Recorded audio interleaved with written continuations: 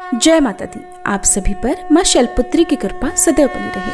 आज सुनिए नवदुर्गाओं में प्रथम माँ भगवती के माँ शैलपुत्री रूप की संपूर्ण कथा और आरती। हिमालय की कन्या भगवान शिव की अर्धांगिनी माता शैलपुत्री नवरात्रि के प्रथम दिवस की अधिष्ठात्री देवी हैं। इनकी उपासना से साधक को स्थिरता, शुद्धता और आध्यात्मिक उन्नति का वरदान मिलता है। माँ शैलपुत्री के मस्तक पर चंद्रमा की शोभा, हाथों में त्रिशूल और कमल का तेजस्वी स्वरूप भक्तों को अचल विश्वास और शक्ति प्रदान करता है। और माँ शैलपुत्री वृषभ अर्थात बैल की सवारी करती हैं। आइए प्रिय श्रोताओं, आज सुनते हैं माँ शैलपुत्री की दिव्य कथा और कथा के अंत में आप आरती भी सुनेंगे। आज की इस कथा को सुनने के बाद वीडियो को लाइक और कमेंट बॉक्स में जय माता दी जरूर लिखिएगा। सर्वशक्ति की अधिष्ठात्री नवरात्रि के प्रथम दिन पूजित देवी माँ शैलपुत्री का जन्म एक विशेष उद्देश्य से हुआ। देवी सती के रूप में जब उन्होंने अपने शरीर का त्याग किया तो वे अपने अगले जन्म में राजा हिमालय के यहाँ पुत्री के रूप में अवतरित हुई। यही कारण है कि उन्हें शैल अर्थात पर्वत की पुत्री कहा जाता है। प्राचीन काल में हिमालय राज अपनी पवित्रता और निष्ठा के लिए प्रसिद्ध थे। वे भगवान शिव के अनन्य भक्त थे और उनके चरणों में लीन रहते थे।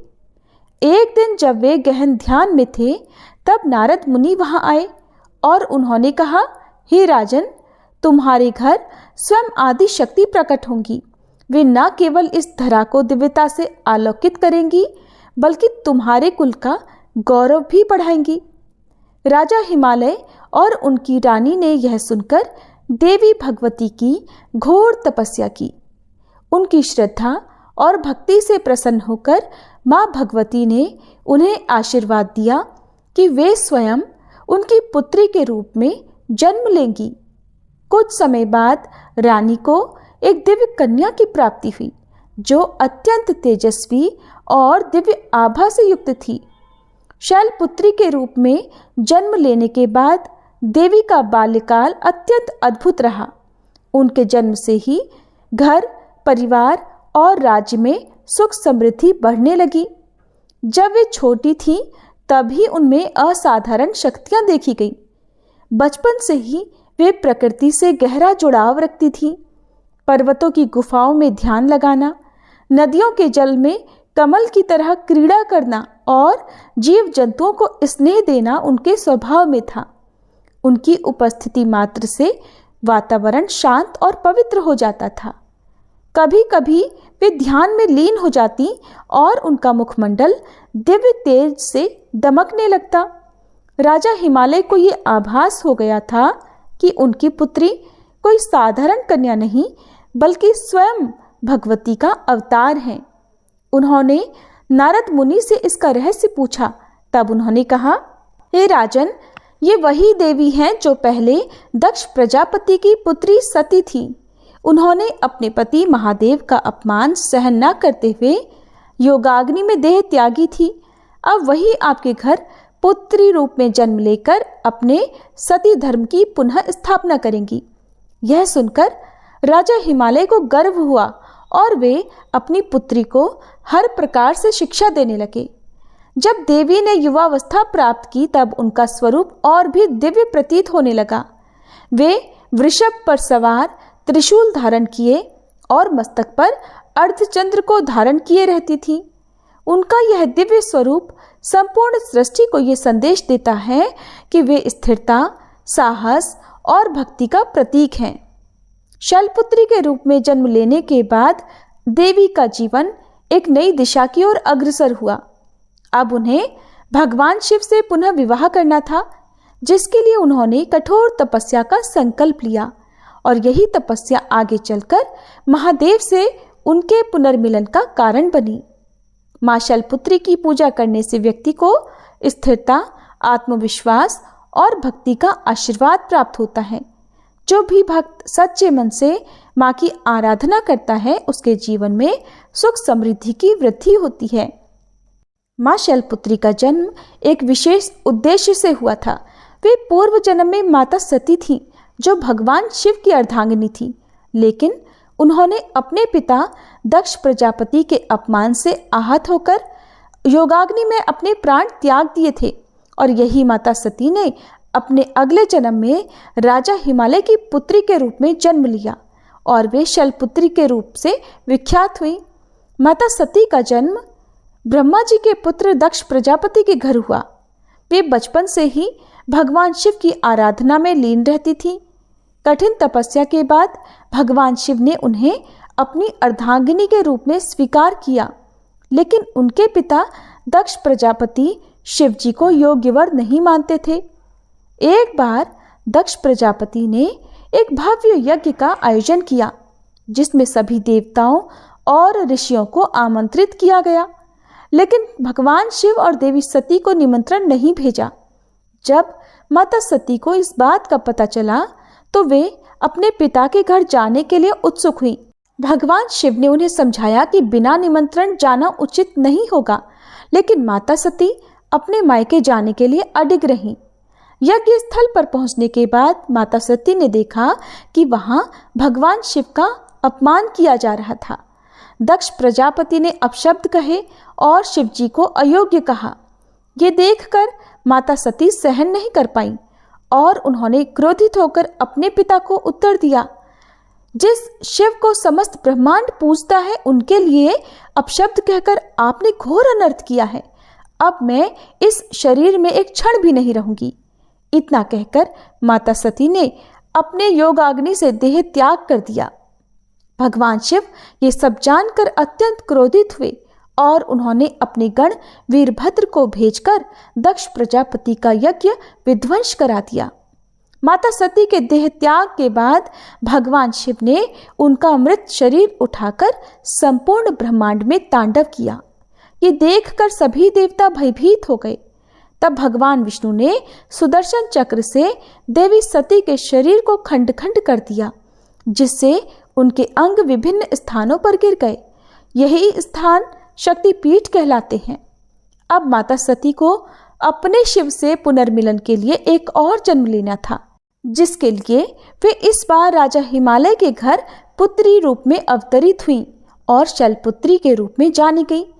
राजा हिमालय को नारद मुनि ने भविष्यवाणी की थी कि उनकी पुत्री कोई साधारण कन्या नहीं होगी, बल्कि स्वयं आदि शक्ति का अवतार होगी।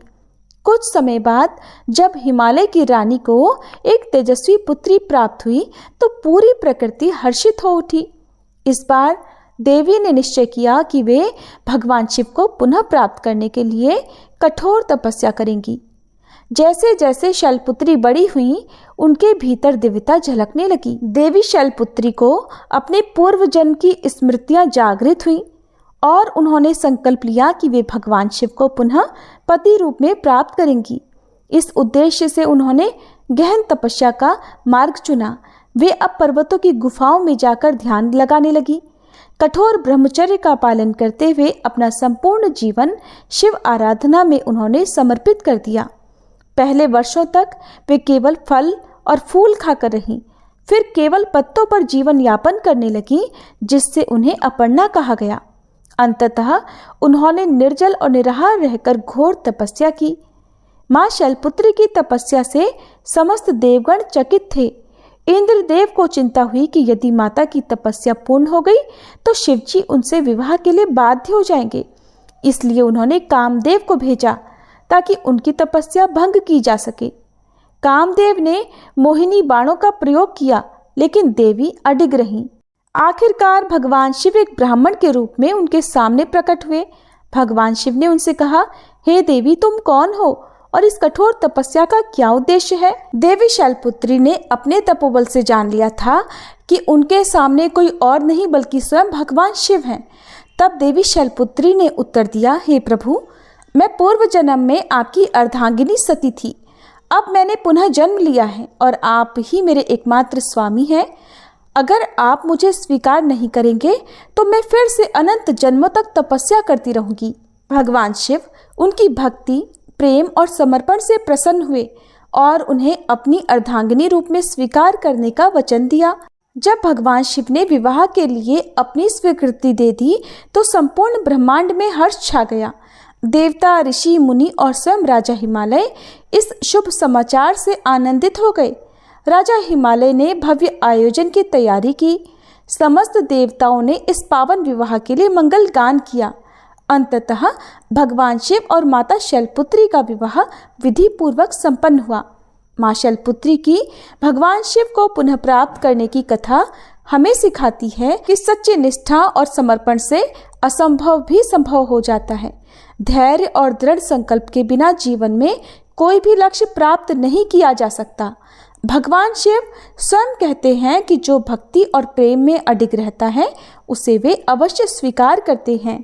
माँ शैलपुत्री वृषभ की सवारी करती हैं और माँ शैलपुत्री के वहां नंदी बैल का उनके स्वरूप में विशेष महत्व है।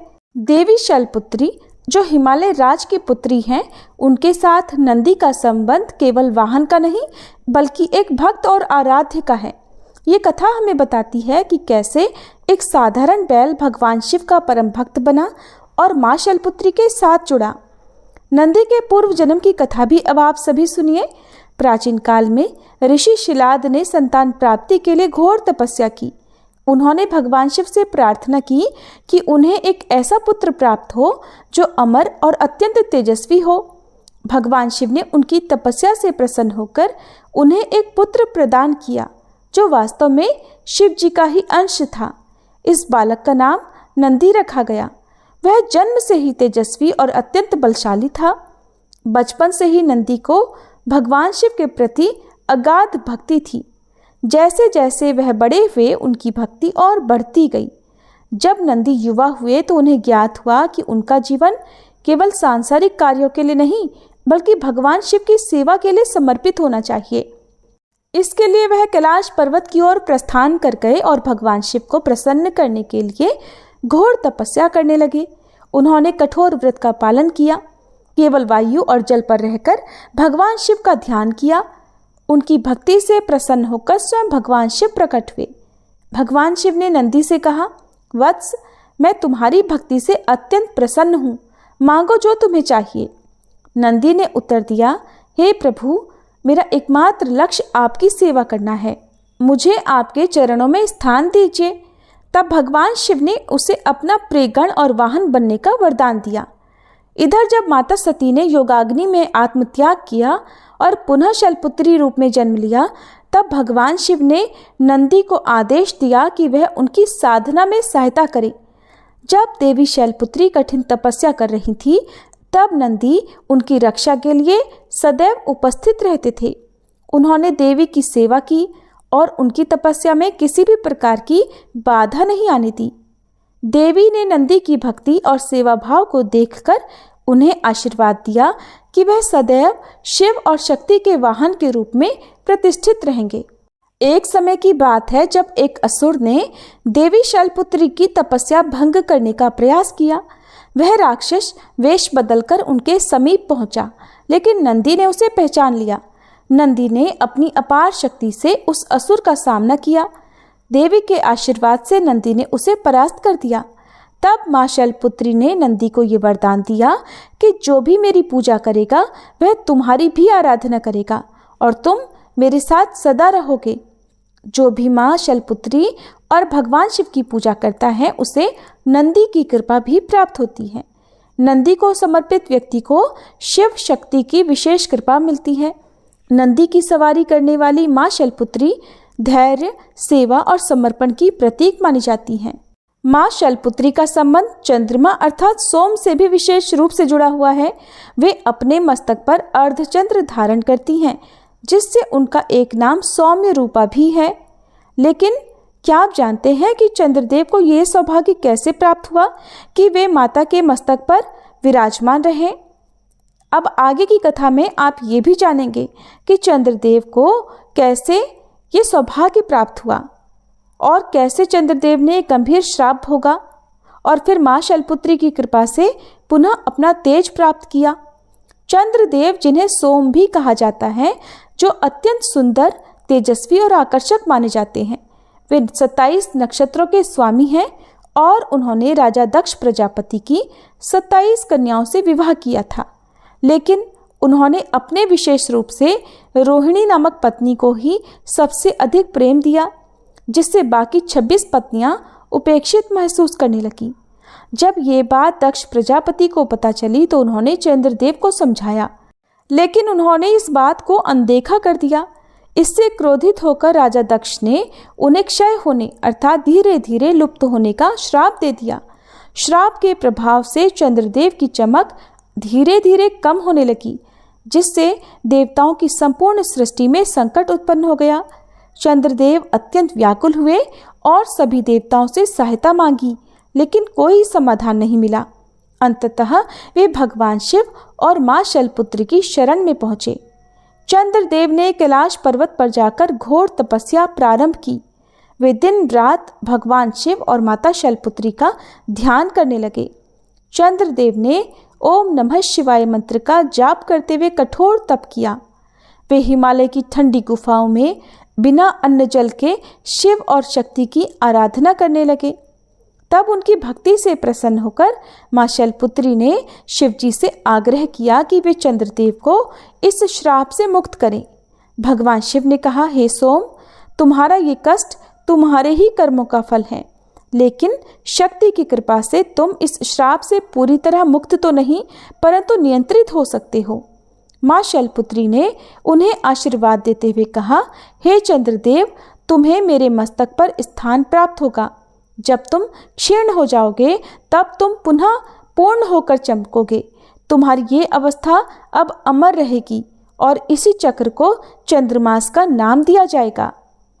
मां शैलपुत्री के आशीर्वाद से ही चंद्रमा कृष्ण पक्ष में क्षीण होते और शुक्ल पक्ष में पुनः बढ़ते हैं। यही चंद्र कलाओं का आधार बना। शिवजी ने चंद्रमा को अपने मस्तक पर धारण किया, जिससे वे चंद्रशेखर कहलाए। चंद्रमा का यह चक्र समस्त जीवन चक्र का प्रतीक बन गया। इसी घटना के कारण सोमवार अर्थात चंद्रवार को शिव शक्ति की विशेष पूजा का दिन माना गया। चंद्रदेव ने मां शैलपुत्री और भगवान शिव से यह निवेदन किया कि वे उनकी भक्ति को अमर कर दें। तब भगवान शिव ने कहा, हे सोम, जिस स्थान पर तुमने तपस्या की है वही अब तुम्हारे नाम से सोमनाथ नामक मेरा प्रथम ज्योतिर्लिंग स्थापित होगा।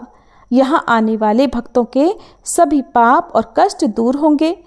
मां शैलपुत्री ने भी आशीर्वाद दिया कि जो भी भक्त सोमवार को व्रत रखेगा उसकी समस्त इच्छाएं पूर्ण होंगी। तभी से सोमवार को शिव और शक्ति की पूजा का विशेष महत्व हो गया। मां शैलपुत्री के वहां नंदी बैल का उनके स्वरूप में विशेष स्थान है। लेकिन प्रिय श्रोताओं, क्या आप जानते हैं कि एक समय ऐसा भी आया जब एक दैत्य वृषभासुर ने देवी की शक्ति को चुनौती दी थी। आगे की कथा जो भी आप सुनने वाले हैं वो बताती है कि कैसे अहंकारी राक्षस ने शिव और शक्ति की महिमा को नकार दिया और उसका अंत स्वयं मां शैलपुत्री के हाथों हुआ। बहुत समय पहले वृषभ नामक एक असुर ने भगवान शिव की कठोर तपस्या की। उसने वर्षों तक घोर तप कर शिव जी को प्रसन्न कर लिया। तब भगवान शिव प्रकट हुए तो वृषभासुर ने कहा, प्रभु, मुझे अपार शक्ति और अमृतत्व का वरदान दीजिए, जिससे कोई भी मुझे पराजित न कर सके। भगवान शिव ने उसे वरदान दिया कि वह अत्यंत बलशाली होगा, लेकिन उसकी मृत्यु एक दिव्य स्त्री के हाथों ही होगी। वृषभासुर ने इस वरदान को सुना, लेकिन उसकी बुद्धि अहंकार से भर गई। उसने अपनी शक्ति का उपयोग भलाई की बजाय अधर्म के लिए करना शुरू कर दिया। वह देवताओं और ऋषियों को सताने लगा। उसने शिवजी के अन्य भक्तों को भी कष्ट देना शुरू कर दिया। उसे विश्वास था कि कोई भी स्त्री उसे पराजित नहीं कर सकती। एक दिन उसने सुना कि हिमालय की पुत्री मां शैलपुत्री अपार शक्ति और दिव्य तेज से युक्त हैं।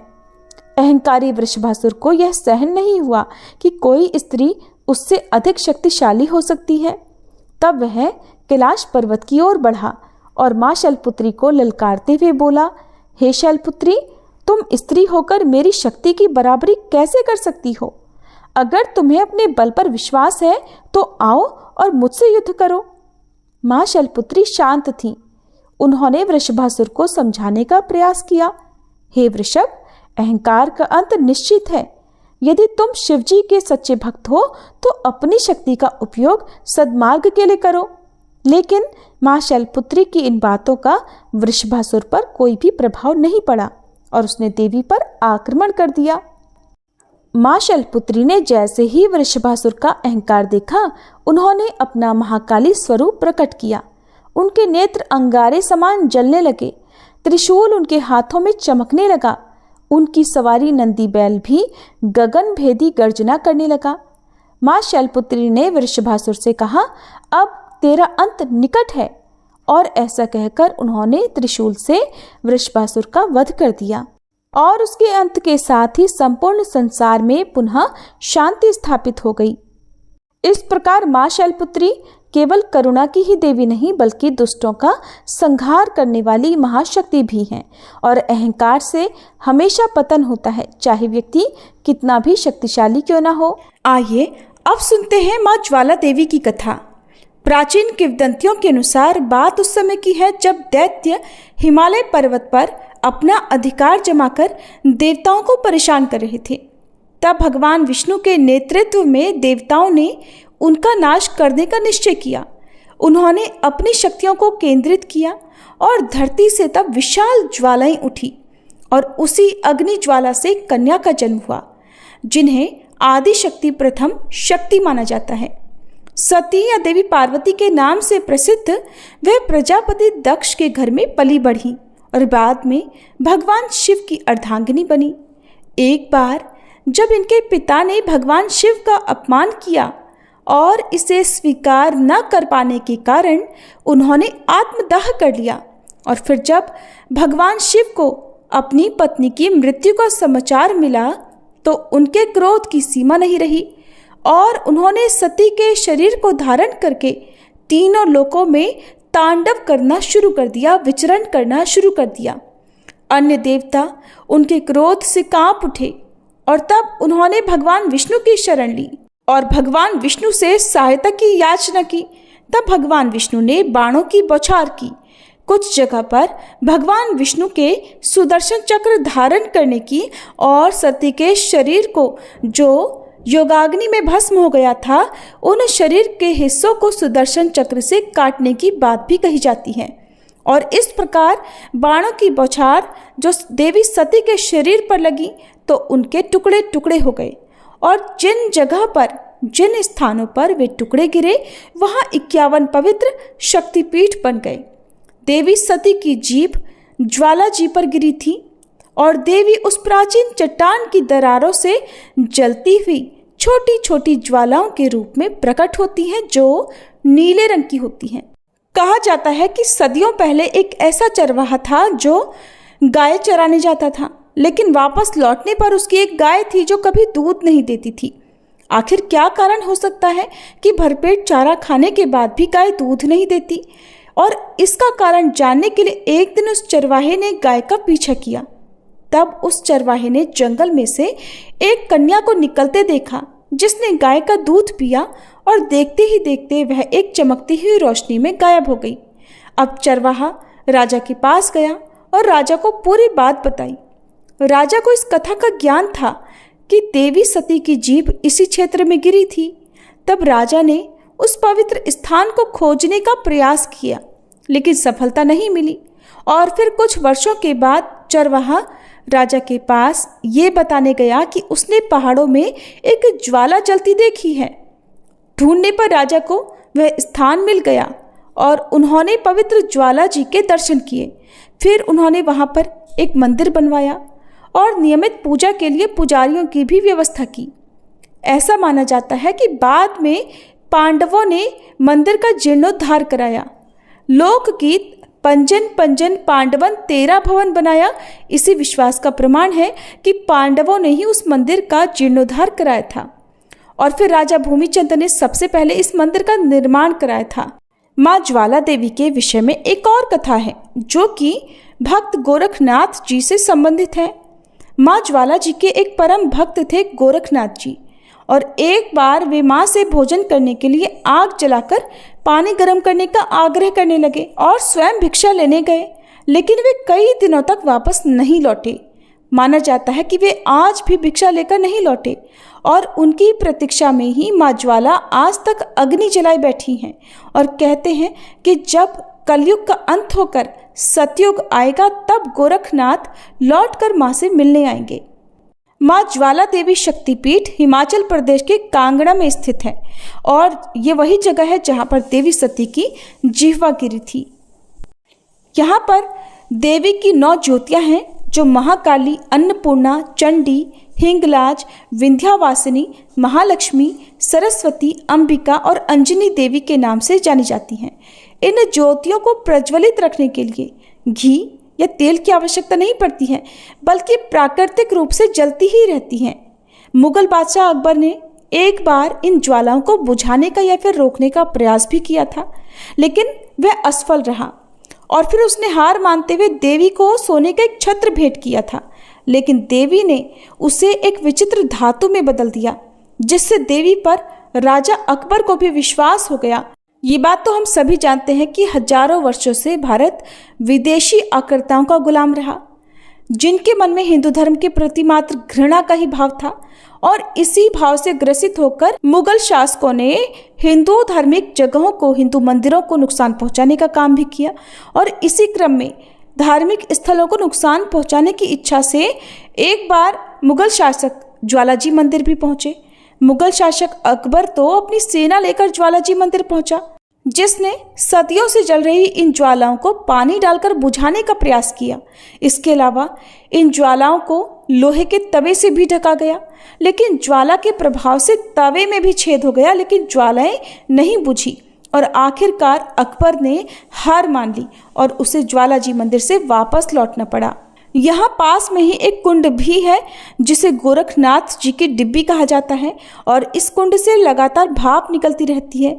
मान्यता है कि ये कुंड उसी पानी से भरा हुआ है जिसे माँ ज्वाला देवी ने गर्म करने के लिए कहा था। कहते हैं कि जब भक्त गोरखनाथ जी जो ज्वाला देवी की असीम भक्ति में लीन रहते थे, तो वे असीम भक्ति में लीन होकर एक दिन तपस्या कर रहे थे। तपस्या के दौरान उन्हें भूख लगी तो उन्होंने माँ ज्वाला देवी से प्रार्थना की कि माँ आप थोड़ा पानी गर्म कर दे, मैं भिक्षा लेकर जल्दी वापस लौट आऊँगा। माँ ने आशीर्वाद दिया और गोरखनाथ जी भिक्षा लेने चले गए। कहा जाता है कि गोरखनाथ जी भिक्षा लेने गए लेकिन वापस कभी नहीं लौटे और माना जाता है कि तब माँ ज्वाला देवी ने एक अद्भुत चमत्कार किया। उन्होंने स्वयं एक ज्वाला प्रज्वलित की जो आज भी मंदिर में जलती रहती है। ये वही ज्वाला है जिसके लिए गोरखनाथ जी ने माँ से पानी गर्म करने को कहा था और कहा जाता है कि कलयुग के अंत में गोरखनाथ इसी मंदिर में वापस लौटेंगे और तब तक यह ज्वाला जलती ही रहेगी। ज्वाला देवी मंदिर से जुड़ी ध्यानु भगत की कहानी भी बहुत प्रसिद्ध है। ऐसा कहा जाता है कि अपनी अटूट भक्ति सिद्ध करने के लिए ध्यानु भगत ने माता को अपना शीश तक अर्पित कर दिया था और मान्यता है कि जो भी भक्त सच्चे मन से माँ ज्वाला से कोई भी मनोकामना मांगता है वो अवश्य पूरी होती है और माता के दरबार से कोई भी भक्त कभी खाली हाथ नहीं लौटता। ध्यानु भगत की भक्ति का यह परम यज्ञ ज्वाला माता के मंदिर को एक पवित्र तीर्थ स्थल बना देता है। कुछ प्रसिद्ध लोक कथाओं के अनुसार एक बार की बात है, माँ ज्वाला के एक भक्त थे जिनका नाम था ध्यानु भगत और उनका जन्म हुआ था एक गरीब परिवार में और उनके जन्म लेते ही दुर्भाग्यवश उनके माता पिता स्वर्गलोक सिधार गए।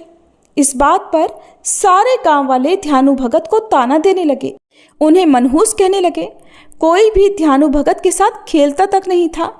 माता पिता का असमय देहांत होने के कारण ध्यानु भगत का पालन पोषण एक पंडित जी ने किया और वह पंडित जी ज्वाला माता के अनंत उपासक थे, उनकी भक्ति किया करते थे और उनकी अनन्य भक्ति का ही ये परिणाम था जो ज्वाला माँ की कृपा ध्यानु भगत पर इतनी थी।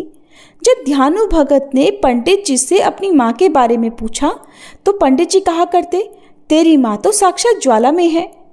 पंडित जी की यह बात सुनकर बालक ध्यानु ने एक बार सोचा कि क्यों ना माता से पूछा जाए। अब तो वह माता रानी की शरण में बैठ गया और वह बालक सच्चे मन से अपनी माँ को पुकारता हुआ कहने लगा, हे माता, मेरे बाबा तो कहते हैं कि आप मेरी जननी हैं और अगर ये सच है तो आप फिर मुझसे मिलने क्यों नहीं आती, मुझे अपने सीने से क्यों नहीं लगाती जैसे बाकी बालक अपनी माँ के सीने से लगते हैं। हे देवी, कृपा कर, अगर तुम मेरी माता हो तो मुझे सीने से लगा लो। मैं माता का सुख भोगना चाहता हूँ। माँ, मैं आपके सीने से लगना चाहता हूँ। और बालक की ऐसी करुण पुकार सुनकर एक चमत्कार हुआ। जगत जननी माता ज्वाला अपने पुत्र के सम्मुख प्रकट हो गई और ध्यानु को अपने सीने से लगा लिया। धीरे धीरे समय बीता। अब वह नन्हा सा बालक बड़ा हो गया। ज्वाला देवी की विशेष कृपा ध्यानु पर थी, क्योंकि उसके मन में तो हर समय माँ ज्वाला ही समाई थी। वो उन्हीं को अपनी माँ समझता था। माता के आशीर्वाद से ध्यानु हर किसी के कष्टों को दूर किया करते। हर बार नवरात्रि पर वह माता के जगराते भी यथाशक्ति करवाते थे। उनकी भक्ति इतनी थी कि जब एक बार भी वो जय माता दी बोलते तो अंधे को आंखें मिल जाती थी, गूंगे को जुबान मिल जाती थी। देवी माँ की असीम कृपा से ध्यानु हर किसी के दुखों को दूर करने में लगे रहते। यहाँ तक कि वो गांव वाले जो बचपन में उन्हें मनहूस कहा करते, उनसे भी उन्हें कोई वैर भाव नहीं था। उनके मन में किसी के प्रति लेश मात्र भी दुख नहीं था, कोई क्रोध नहीं था, कोई ईर्ष्या नहीं थी, बल्कि वो सबको एक समान ही माना करते थे। और वह हर स्त्री में अपनी माता या अपनी बहन का ही रूप देखा करते थे। एक बार ध्यानु भगत गांव वालों के साथ माता ज्वाला देवी के दर्शन करने के लिए जा रहे थे। इतने बड़े दल को देखकर अकबर के सैनिक ने ध्यानु से पूछा, अरे भाई, कहाँ जा रहे हो? तो ध्यानु भगत ने बड़े ही सरल भाव से कहा कि हम तो ज्वाला माता की शरण में शीश नवाने जा रहे हैं। ध्यानु का उत्तर सुनकर सैनिक ने ध्यानु से ज्वाला माता की महिमा के बारे में पूछा और तब ध्यानु ने माता को सर्वश्रेष्ठ बताया और माता रानी की महिमा सैनिक को सविस्तार सुना दी। अब उस सैनिक ने जाकर बादशाह अकबर को देवी की महिमा बताई। अब देवी की महिमा सुनकर हिंदू धर्म विरोधी अकबर क्रोधित हो उठा और वह सोचने लगा कि मैं ही तो सर्वश्रेष्ठ हूँ, और ध्यानु से कहा कि मैं सर्वश्रेष्ठ हूँ। तब ध्यानु ने उसका प्रत्युत्तर करते हुए बड़े विनम्र भाव से कहा, बादशाह, तुम अपने आप को माता रानी से सर्वश्रेष्ठ भला कैसे कह सकते हो? क्या तुम किसी मृत व्यक्ति को जीवित कर सकते हो?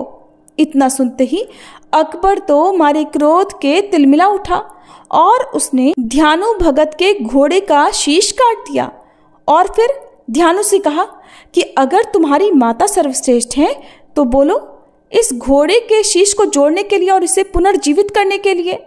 तब ध्यानु माता से प्रार्थना करने लगे और उस घोड़े का सिर नहीं जुड़ा।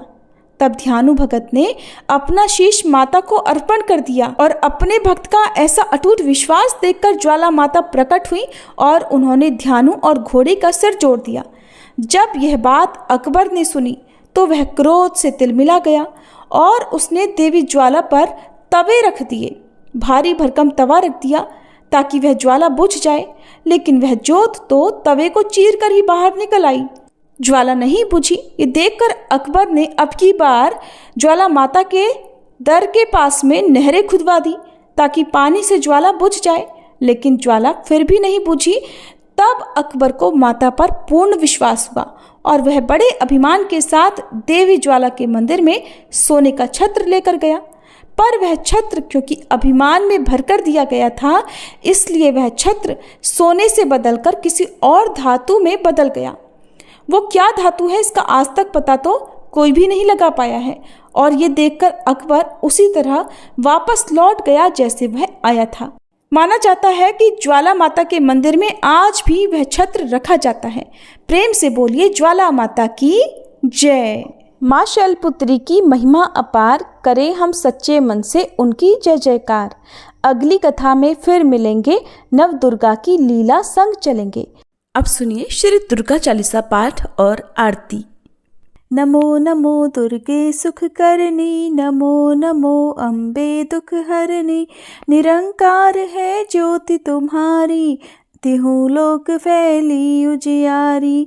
शशि ललाट मुख महाविशाला, नेत्र लाल भ्रकुटी विकराला। रूप मातु को अधिक सुहावे, दर्श करत जन अति सुख पावे। तुम संसार शक्ति लय कीना, पालन हेतु अन्न धन दीना। अन्नपूर्णा हुई जगपाला, तुम ही आदि सुंदरी बाला। प्रलय काल सब नाशनहारी, तुम गौरी शिव शंकर प्यारी। शिव योगी तुम्हारे गुण गावे, ब्रह्मा विष्णु तुम्हें नित ध्यावे। रूप सरस्वती को तुम धारा, दे सुबुद्धि ऋषि मुनिन उबारा। धर्यो रूप नरसिंह को अम्बा, प्रगट भई फाड़ कर खम्बा। रक्षा करी प्रहलाद बचायो, हिरणाकुश को स्वर्ग पठायो। लक्ष्मी रूप धरो जग माही, श्री नारायण अंग समाही। क्षीर सिंधु में करत विलासा, दया सिंधु दीजे मन आसा। हिंगलाज में तुम ही भवानी, महिमा अमित न जात बखानी। मातंगी अरुधु मावती माता, भुवनेश्वरी बगला सुखदाता। श्री भैरव तारा जगतारिणी, छिन्न भाल भव दुख निवारिणी। के हरि वाहन सोह भवानी, लांगुर वीर चलत अगवानी। कर में खप्पर खड्ग विराजे, जाको देख काल डर भाजे। सोहे अस्त्र और त्रिशूला, जाते उठत शत्रु ही शूला। नगर कोटि में तुम ही विराजत, तिहु लोक में डंका बाजत। शुंभ निशुंभ दानव तुम मारे, रक्त बीज शंखन संहारे। महिषासुर नृप अति अभिमानी, जहि अघभार मही अकुलानी। रूप कराल कालिका धारा, सेन सहित तुम तिहि संहारा। परिगाढ़ संतन पर जब जब, भई सहाय मातु तुम तब तब। अमरपुरी अरुबा सब लोका, तब महिमा सब रहे अशोका। ज्वाला में है ज्योति तुम्हारी, तुम्हें सदा पूजे नर नारी। प्रेम भक्ति से जो जस गावे, दुख दारिद्र निकट नहीं आवे। ध्यावे तुम्हें जो नर मन लाई, जन्म मरण ताको छुट जाई। जोगी सुर मुनि कहत पुकारी, योग न हो बिन शक्ति तुम्हारी। शंकर आज रज तप कीनो, काम अरु क्रोध जीत सब लीनो। निषिदिन ध्यान धरो शंकर को, काहु काल नहीं सुमिरो तुमको। शक्ति रूप को मरम न पायो, शक्ति गई तब मन पछतायो। शरणागत हुई कीर्ति बखानी, जय जय जय जगदम्ब भवानी। भई प्रसन्न आदि जगदम्बा, दई शक्ति नहीं कीन विलंबा। मोको मातु कष्ट अति घेरो, तुम बिन कौन हरे दुख मेरो। आशा तृष्णा निपट सतावे, मोह मदादिक सब विनशावे। शत्रुनाश की जय महारानी, सुमिरो इक चित तुम्हें भवानी। करो कृपा है मातु दयाला, रिद्धि सिद्धि दे कर निहाला। जब लग जीऊँ दया फल पाऊँ, तुमरो यश मैं सदा सुनाऊँ। दुर्गा चालीसा जो कोई गावे, सब सुख भोग परम पद पावे। आइए प्रिय श्रोताओं, अब हम सभी मिलकर माँ शैलपुत्री की आरती गाएं। ओम जय शैलपुत्री माँ, मैया जय शैलपुत्री माँ। सर्व सुखों की दात्री, देना माँ करुणा। ओम जय शैलपुत्री माँ। हस्त कमल अति सोहे, त्रिशूल धारणी माँ। शीश झुकावे हम सब, कृपा मानित करना। ओम जय शैलपुत्री माँ। दक्ष राज सुत मैया, कष्ट निवारणी माँ। नव दुर्गा में प्रथम, तुम्हारी है पूजा। ओम जय शैलपुत्री माँ। वृषभ पर मैया विराजे, शीश मुकुट सोहे। ऋषि मुनि नर गुण गावे, छवि अति मन मोहे। ओम जय शैलपुत्री माँ। घट घट व्यापिनी मैया सुख तुमसे आवे। जो कोई ध्यावे मन से मन वांछित फल पावे। ओम जय शैलपुत्री माँ। भक्तों के मन में मैया तुम्हारा नित है निवास। रिद्धि सिद्धि देने वाली तुमसे है दिव्य प्रकाश। ओम जय शैलपुत्री माँ। नवरातों में जो भी व्रत माता का करे, आनंद नित वो पाए माँ भंडार भरे। ओम जय शैलपुत्री माँ। हम सब तुम्हारे मैया तुम हमारी माता। दया दृष्टि माँ करना हम कर जगराता। ओम जय शैलपुत्री माँ। माँ शैलपुत्री की आरती जो जन नित गावे। सुख की बदरी बरसे मन नित हर्षाए। ओम जय शैलपुत्री माँ। ओम जय शैलपुत्री माँ। मैया जय शैलपुत्री माँ। सर्व सुखों की दात्री देना माँ करुणा। ओम जय शैलपुत्री माँ। सभी बोलिए शेरों वाली मैया की जय। शैलपुत्री मैया की जय।